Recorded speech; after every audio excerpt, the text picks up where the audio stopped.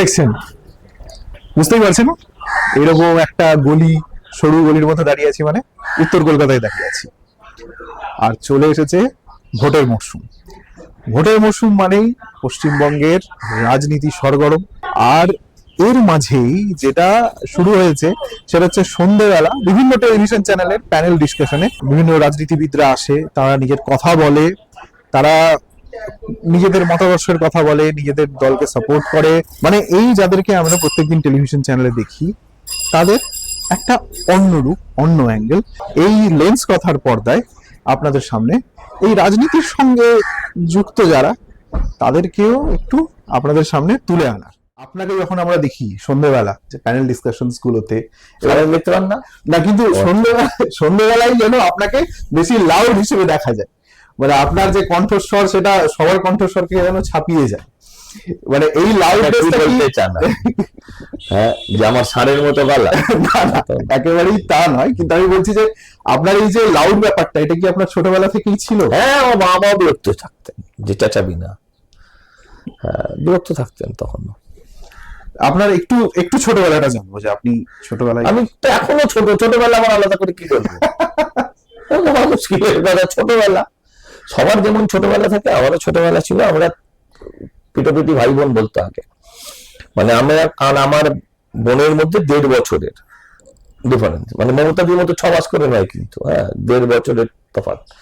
আর আমার ছোট বোনটা আমার থেকে 5-6 বছরের ছোট। আমরা একসাথে খেলেছি, ঘুড়ি উড়িয়েছি, রাস্তায় ঘুরে বেরিয়েছি। আমার ছোট বোনটা, বড় বোনটা মানে যে আমার পরে, সে একটু ডাকাবুকোই ছিল, ফলে সে ছেলেদের সঙ্গে মাঠে খেলতো, ফুটবল খেলতো। এইগুলোই বড় হওয়া। হ্যাঁ, এখন বড় কতটা হয়ে গেছে আমি জানি না, কিন্তু এখনো আমি বিশ্বকর্মা পুজোর দিন ঘুরি ওড়াই। এখনো পাড়ায় সময় পেলে, মানে শীতকালে বা যদি সময় পাওয়া যায় রাত্রিবেলা ক্রিকেট খেলি, এখনো খেলি। আর তারপরে কলেজ লাইফটা আমার কাছে খুব অ্যাডভেঞ্চারাস।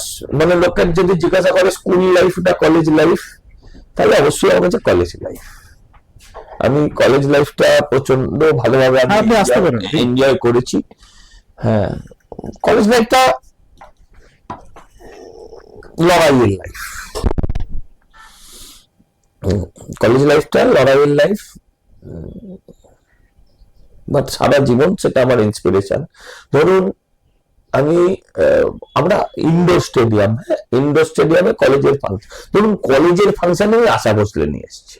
আচ্ছা, কলেজের ফাংশনে আশা ভোসলেকে আমরা নিয়ে এসেছি, কিন্তু আমাকে কেউ তোলাবাজ বলতে পারেনি কলেজে।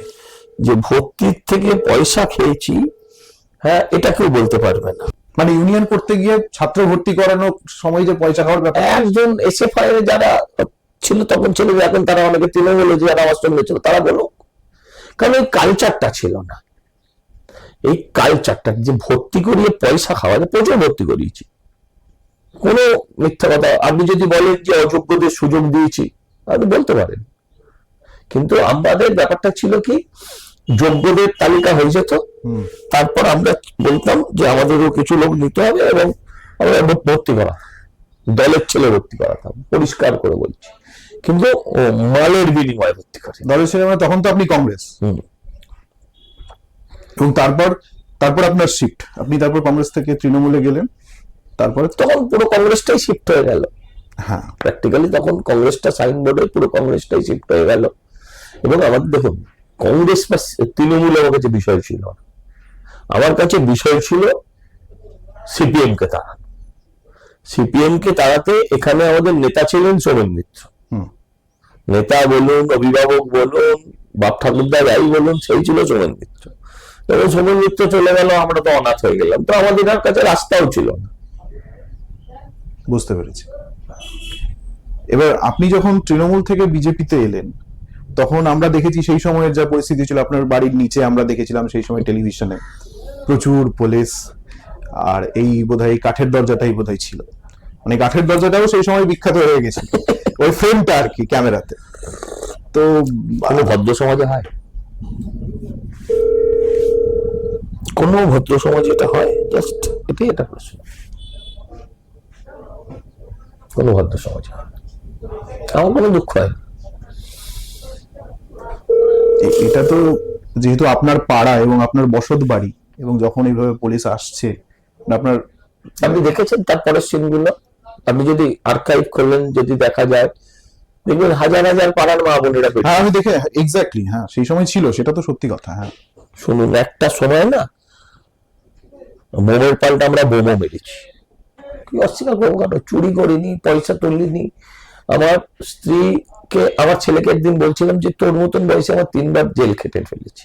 তো আমার স্ত্রী আমাকে মারতে এসছে প্রায়, যে তুমি কি বলছো? আরে আমি তো পয়সা তুলে করিনি, আমি তো তোলা তুলে কোনো মহিলার হাত ধরে টেনে আমি জেল কাটিনি। আমি একটা ইজিনের বিরুদ্ধে লড়াই করেছি, ছাত্রদের উপর অত্যাচার ছিল তার বিরুদ্ধে লড়াই করেছি, তার ফলস্বরূপ কেউ আমার উপর হামলা করেছে, আমি তার পাল্টা হামলা করেছি। আক্রমণকারী ছিলাম না, আমি সবসময় প্রতি আক্রমণকারী।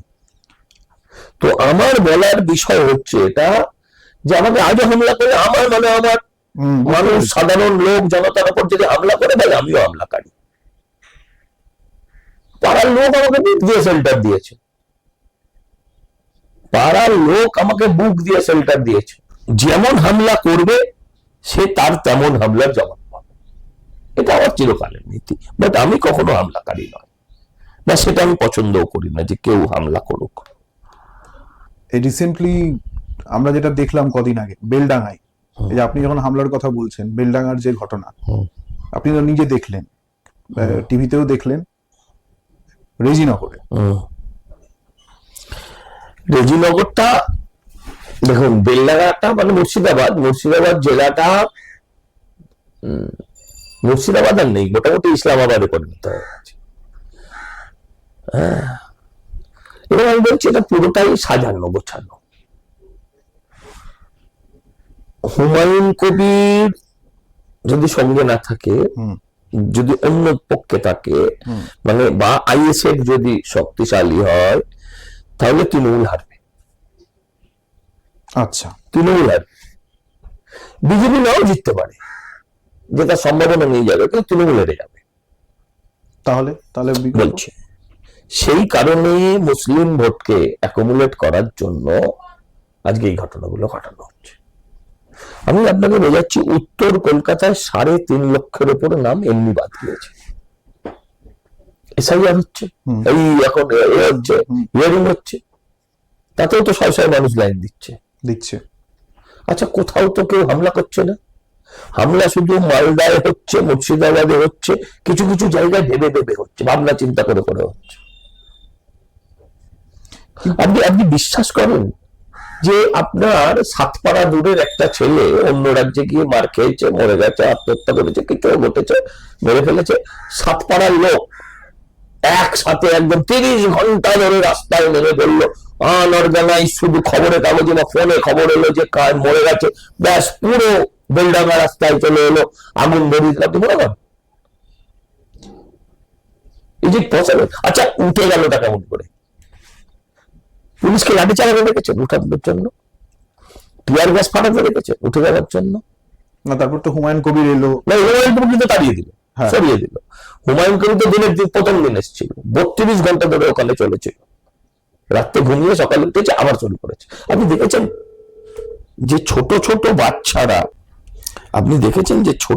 বাচ্চা ছেলেরা বস্তা করে এমিয়ে যাচ্ছে, পাথর তুলে রেল লাইনে ঢালছে, যাতে রেল না আসতে পারে। তো এগুলো সবটাই সাজানো, ছড়িয়ে যাওয়া মুসলমান ভোটকে ধর্মের ভয় দেখিয়ে একত্রিত করার প্রয়াস। মনুল কোন অফিসটা ভাঙছে, ও যে দলের এমএলএ সেই দলের বিয়ে অফিস দেখে দিচ্ছে। মানে আমি বাড়িতে আমার প্রতিবেশীর উপর রাগ হলে আমি আমার নিজের বাড়ি ভাঙচুর, তছনছ, আগুন বাগুন ধরিয়ে দিলাম। Is it possible? কিন্তু এটা আসলে মুসলিম সমাজ ওখানকার, তারা লেখাপড়া কম জানে, তারা ভাবে আমার নেতা আমার জন্য লড়ছে।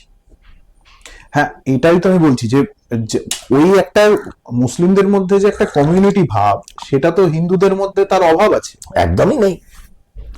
থাকলে হিন্দু ভোট তো শুনুন বামপন্থীরা কি বলবে, শুনুন। বামপন্থীরা বলবে আমরা এই দেশের সংখ্যালঘু এবং আমরা বাংলাদেশের সংখ্যালঘু, দুটো সংখ্যালঘুর জন্যই আমরা লড়াই করছি। আপনি বলুন, ওদের বলতে বলুন যে তুমি অত্যাচারিত নিপীড়িতদের জন্য লড়াই করো, কারণ এই রাজ্যে সংখ্যাগুরুরা অত্যাচারিত সংখ্যালঘুদের দ্বারা। কিন্তু বাঙালি হিন্দু ভোট, যেটা বাঙালি হিন্দু ভোট, আপনি কি মনে করেন যে বিজেপি পুরোপুরি বাঙালি হিন্দু ভোট নিজের দিকে এবার ঘোরাতে পারবে? অনেকটা পাবে, কিন্তু আমি এটাও বিশ্বাস করি ভোট এই হিন্দু মুসলমানের হওয়াটা বোধহয় সঠিক নয়। আপনি এটা বিশ্বাস করেন? হ্যাঁ, কেন করবো না? আপনি আমি বিজেপিতে থেকে? হ্যাঁ, কেন করবো না? বিজেপি সবাই এটা বিশ্বাস করে, তাহলে উন্নয়ন করছি কেন? এটা বন্ধ ভারত দেবো কেন? কিন্তু বিজেপি আমরা পকেটে কিছু মনে দিয়ে দেবে। আরে কিন্তু বিজেপি তো বলে যে হিন্দু রাষ্ট্র হবে। হিন্দু রাষ্ট্র হলে আপনার অসুবিধা কোথায়? প্রথমত বিজেপি কোনোদিন বলে, প্রথমত বিজেপি একথা কোনোদিন বলে। বিজেপির সহযোগীরা কেউ বলতে পারে, বিজেপির যারা মার্গদর্শক তারা বলতে পারেন। আচ্ছা, হিন্দু রাষ্ট্র হলে আপনার ক্ষতি কোথায়? আপনি আমাকে না জাস্ট একটা সিম্পল কথা বলুন, মুসলমানদের কটা দেশ আছে? অনেক আছে, 56টা। খ্রিস্টানদের অনেকগুলো দেশ অনেক আছে, দেশ আছে, বুদ্ধিস্টদের দেশ আছে। আছে। আপনি আমাকে বলুন ইহুদি কয়েক লাখ হবে বোধ হয়, তাদেরও একটা দেশ আছে। আছে। আর আমি 120 কোটি হয়ে আমার কোনো দেশ নেই, দেশ থাকলে ক্ষতি কোথায়? আপনি বলুন আমেরিকা যদি খ্রিস্টান হয়, অন্য কিছু হয়, আপনার ক্ষতি কোথায়? আপনার কোনো ক্ষতি হয়েছে? কোনো ওখানে মুসলমান তার জন্য মার খেয়েছে? কিন্তু ইসলামিক রাষ্ট্র পাকিস্তান, মুসলিমরা নিরাপদ আছে। আমরা তো দেখি ঘটনা। হিন্দু রাষ্ট্র মানেটা কি? হিন্দু হোয়াট ইজ, দেখুন আমি যতটা বুঝি, আমি বিরাট ধার্মিক লোক নয়, আমি যে যতটা বুঝি হিন্দু সে কি শেখাচ্ছে যে তুমি লোকটার ঠাকুর মানো না, তুমি নাস্তিক, তার মানে কি তুমিও হিন্দু। ইসলামে কি বলছে? যে আল্লাহ মানে না তার সার পানসে জুতা। আমি এই জায়গাটার আপনি কট্টর পন্থার বিরোধী। আমি কেটে ফেলবে, এটা হতে পারে না। হিন্দুইজমে রয়েছে যে আমার মানে না সেই আমার। হ্যাঁ, সে তো প্লুরালিজম, বহুত্ববাদ। এই যে জায়গাটায় যদি আপনার দেশে থাকে, অসুবিধা কোথায়? এবং এটা কখনোই বলছে না যে ইসলামকে শেষ করে দেওয়া হবে, কিন্তু ইসলাম যে রাষ্ট্রে সংখ্যাগুরু হয়ে গিয়েছে, সে রাষ্ট্রটা ইসলামিক হয়ে গেছে, সেখানে আর গণতান্ত্রিক আইন চলেনি, শরিয়তের আইন চলেছে। আপনি দেখে নেন পৃথিবীর ইতিহাস। কিন্তু আমি বলছি, আপনি যে কথাটা বলছেন যে তৃণমূলের যে নেতারা তৃণমূলের ওপরে বসে আছেন তারা তো নিজেও হিন্দু। তারা আসলে মাল কামাতে এসছে। দেখুন, চুরির ক্ষেত্রে না ন্যাশনাল ইন্টিগ্রেশন হয়, বঞ্চিতরাও ন্যাশনাল ইন্টিগ্রেশনে থাকে। দেখবেন এই যে যাদের চাকরি গেছে তাদের নামাজ আর সন্ধ্যা আরতি একই মঞ্চ, কোনো সমস্যা নেই, কোনো সমস্যা নেই। আমি বলছি উত্তরপ্রদেশে আমাদের ডবল মুসলমান আছে। কে পালিয়ে এসছে? যেখানে নামাজ পড়তে পারছে না বলে। আমাদের মাইন্ড সেট আপটাই এমন যে একটা লোক যদি পার্লামেন্টে যায়, ধরুন গোপ নেই, দাড়ি আছে, দাড়িটা আবার লাল করা আছে, মাথায় টুপি আছে, ফেস টুপি, হ্যাঁ আমি আর সে বলতে চাইছি না, ধরুন পাঠান স্যুট পরে আছে, পায়ে এতটা উঁচুতে আছে, আপনি তাকে পার্লামেন্টে দেখলেন, আপনি কি ভাববেন? It's natural. কিন্তু একটা সাধু গেরুয়া বসন পরে, মাথায় পাগড়ি পরে, সাধুর যা পোশাক, তো আপনার মনে হয় যে এখানে এসছে সাধু? দেশ সাধুরাই চালিয়েছে, এটা আমরা আজ ভুলে যাই। সনাতনের দিকে যদি দেখেন তাহলে দেখবেন সাধুরাই দেশ চালিয়েছে। তাহলে পরবর্তীতে আমি বলছি মুশকিল হচ্ছে শাহরুখ খান এখানে বসে বসে একটা কথায় 6 বার ইনশাআল্লাহ বলবে, আমার কানে লাগবে না। আমি যদি 3 বার মা কালী মহাদেবের নামে বলছি, যদি বলি, দেখো এবার পুরো বিজেপি হয়ে গেছে। এই মাইন্ডসেট অফ শুট পেছাচ্ছে। আমি ধর্ম নিরপেক্ষ নয়, আমি হিন্দু, আর এই হিন্দুটা আমি ধর্ম নিরপেক্ষ হিন্দু নয়, আমি ধর্ম নিরপেক্ষ হিন্দু নয়, আমি হিন্দু এবং আমি গর্বের সঙ্গে বলি আমি হিন্দু। আর কারণ স্বামীজি তাই বলতে বলেছিলাম। আর হিন্দুত্ব শেখায় অন্য ধর্মকে রেসপেক্ট করতে। আমি অন্য ধর্মকে ততক্ষণ রেসপেক্ট করি যতক্ষণ তারা আমায় করে, আমার ধর্মকে করে। যারা আমার ধর্মকে রেসপেক্ট করে না, আমি তাদেরকেও রেসপেক্ট করি না। যদি তুমি সাম্প্রদায়িক হও, আমি উগ্র সাম্প্রদায়িক। তুমি যদি লিবারেল হও, ধর্ম নিরপেক্ষ হতে হবে না। কেন ধর্ম নিরপেক্ষ হবে ভাই? তুমি যদি লিবারেল হও, আমিও লিবারেল। কিন্তু এই মোহাম্মদ সেলিম উনি কি ধর্ম নিরপেক্ষ? ওনার যখন পাসপোর্টটা ফিল আপ করেছিলেন, উনি কি ওখানে লিখেছিলেন আমি ধর্ম নিরপেক্ষ? কোনো কলাম আছে? নেই তো। ওখানে লিখেছিলেন আমি মুসলিম। সুজন বাবু রেশন কার্ড করার সময় কি লিখেছিলেন নো রিলিজিয়ান? কোনো কলম নেই তো। ওখানে কিন্তু আন্দোলনও নেই, তাই উনি কিন্তু ওখানে নিশ্চিন্ত মনে লিখেছিলেন হিন্দু। আচ্ছা, এগুলো হচ্ছে ধান্দাবাজি। আপনি যখন কথা বলেন তখন বেশিরভাগ ক্ষেত্রেই দেখা যায় মানে আপনার কথায় মানে প্রত্যেকটা লাইনে লাইনে আপনি যেন মানে সরকার পক্ষকে একটু পিন করেন, এটা মনে হয়। তাহলে সেটাই তো আমার কাজ। সেটা ঠিকই, কিন্তু আমি বলছি আপনি তো নিজেও একসময় তৃণমূল করতেন। করেছি তো, সেই জন্য তো রাগ বেশি। তো আপনার কি মনে হয় না যে তৃণমূল কোনো কিছুই কি ভালো করে না? আপনি একটা ভালো দেখান, আমি তৃণমূলে চলে যাব। আপনি একটা ভালো দেখান যেটা তো ভালো কাজ করেছে। সেটা তো তৃণমূল দেখবে, সেটা আমার কেন? আপনি তো জনতা, আপনি তো নিরপেক্ষ, ধর্ম নিরপেক্ষ না, আপনি তো নিরপেক্ষ। আপনি দেখান এটা তৃণমূল ভালো করেছে, আপনি দেখান। তাহলে ভাবছেন কিন্তু দেখাতে পারছেন না। না না, আমি তো বললাম সেই কাজটা হচ্ছে তৃণমূলে, সেটা আমার কাজ আপনাকে আমি বলছি মোদিজি ভালো কাজ করেছেন, আপনি দেখতে পান না? ওটা কাজ বিজেপি। আরে ভাই, আপনার জন্য যারা সরকার কাজ করছে, তৃণমূল কাজ করছে না, সরকার। তো আপনি সরকারের ভালোটা দেখতে পান না? সে তো নিশ্চয়ই। তো আপনি খুঁজে পাচ্ছেন না? যত বলছেন আপনার মাইন্ড বলছে কোথায় কি করা যায়, কোথায় কি করা যায়, খুঁজেই আসছে না। কারণ জানিনি লক্ষ্মী ভান্ডার। আমি তো জানি স্যার, আপনি 1,00,000 টাকা 1,000 টাকা লক্ষ্মী ভান্ডার আপনার জীবন চলে যাবে। গরিব মানুষ কিছু না পেয়ে সেটাই নিচ্ছে, আর কোটিপতি নেতারা সেটা দিয়ে মানুষকে বোকা বানাচ্ছে। কিন্তু এটাও তো আমি বলছি, কদিন আগে মহিলা মৈত্র এক জায়গায় বললো কাঠের মালা পরা শূদ্র নবশূদ্র লোকেরা 1,200 টাকা করে নিচ্ছে, আর 85টা ভোট বিজেপিকে দিচ্ছে, 15টা ভোট অন্য লোকেদের। কাঠের মালা শুধুমাত্র উনি বলেছেন, যেটা হচ্ছে আমি সেটা বলছি। আমি আপনাকে বলছি যে এক কাজ করো, মহিলা মৈত্র যে টাকাটা পায় সেই টাকাটা মহিলা মৈত্র পাবলিককে দিয়ে দিক। আমি যদি পাই মহিলা মৈত্র যে টাকাটা রোজগার করে সেই টাকাটা যদি আমায় দিয়ে দেয়, আমি নিশ্চয়ই তৃণমূলকে ভোট দেব। মহিলা মৈত্র পায়, মহিলা মৈত্র তৃণমূলের হয়ে গেলে। যে জনতা পায় না, যে জনতাকে 1,000 টাকা দেয়, 1,200 টাকা দেয়, 1 কিলো পাঁঠারও যা মাংসের দাম, আমরা লক্ষ্মী ভান্ডারেও তাই দাম। বাঙালিকে বললে অসুবিধায় লেগে যাবে, আমাকে পাঠার সঙ্গে তুলনা করলো। আমি বলছি না, তুলনা করিনি, কিন্তু বলির পাঠা না হতে আবেদন করছি। আপনি লক্ষ্মী ভান্ডারটা নেবেন। আপনারা লক্ষ্মী ভান্ডার না নিলে পাঁচশোর ভুঁড়ি বাড়বে। ওদের শরীর ফিট রাখার জন্য আপনার লক্ষ্মী ভান্ডার নেওয়া দরকার, কারণ সরকারি টাকা। মোদিজি এসে যদি, বিজেপি এসে যদি ওখানে 3,000 টাকাও দেয়, সংসার চলবে? 4,000 টাকাও যদি দেয়, সংসার চলবে?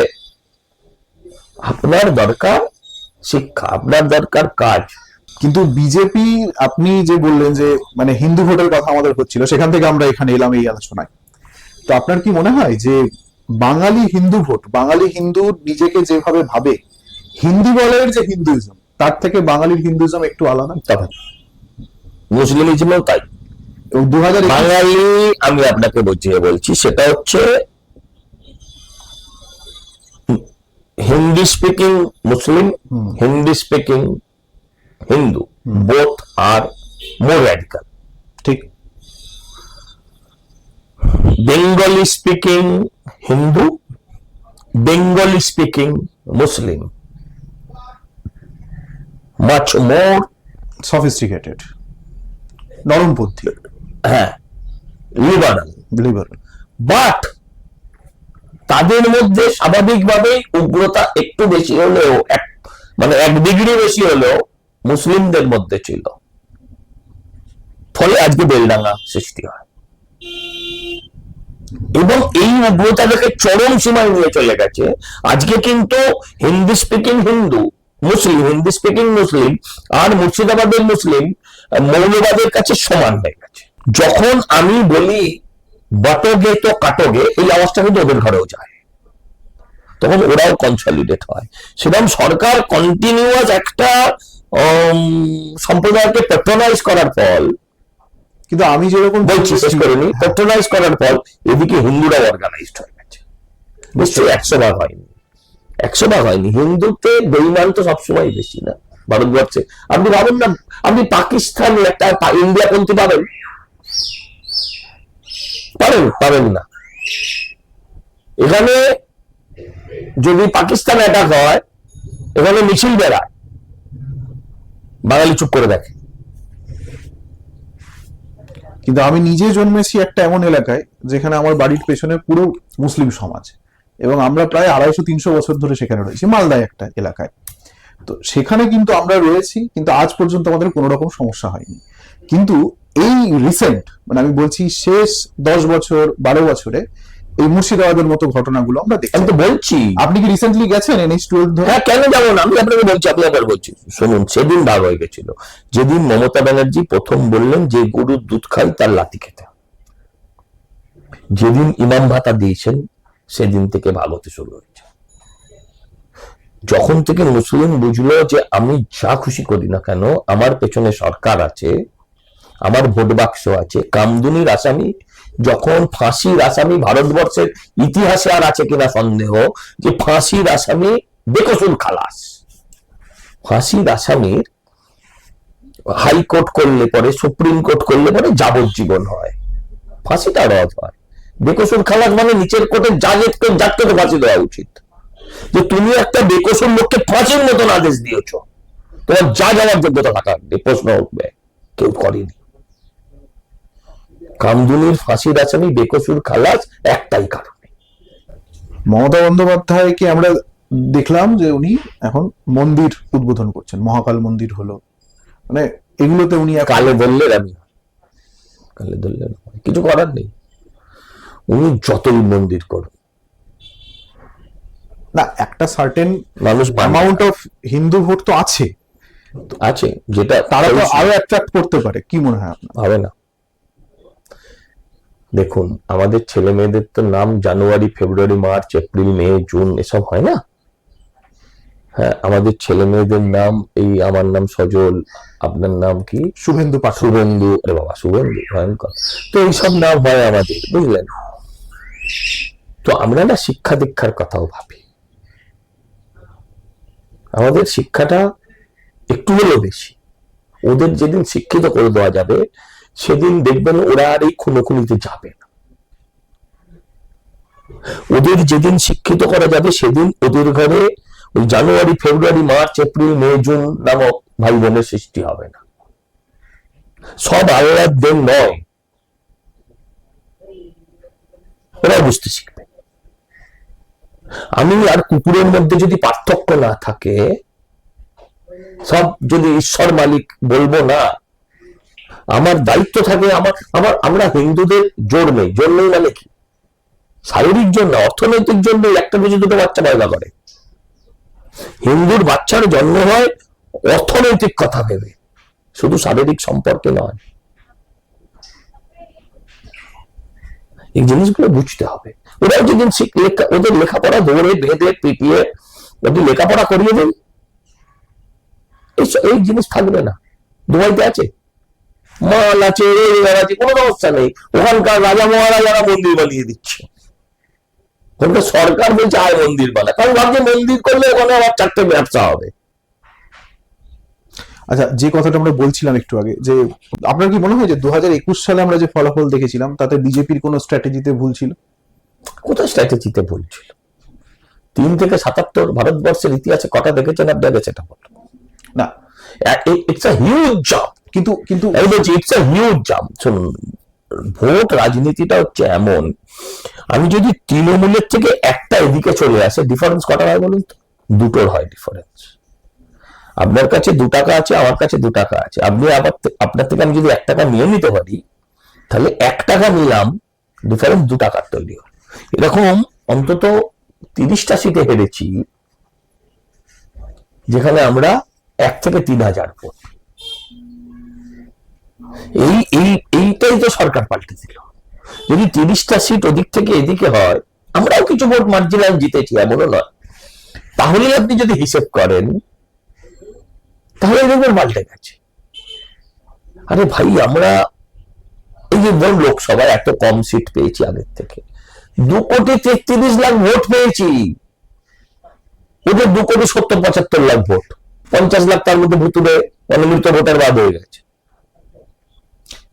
26-এ আপনার মনে হয় যে এই যে যে হিসেবটা আপনি বললেন সেটা রিকভার হয়ে যাবে বিজেপির ক্ষেত্রে? আমার মনে হয় না, আমি নিশ্চিত। তাহলে আমরা আরেকদিন আসবো সজলদার কাছে। তাহলে এখানেই শেষ করছি। দেখতে থাকুন লেন্স কথা। আর ভালো লাগলে আপনি একবার বলে দিন সাবস্ক্রাইব করতে। হ্যাঁ, যার যার ইচ্ছা হবে সাবস্ক্রাইব করবেন, হ্যাঁ, লাইক করবেন, শেয়ার করবেন। তাহলে কি করছেন? করে ফেলুন। দেরি করবেন না, পয়সা লাগে তোরই।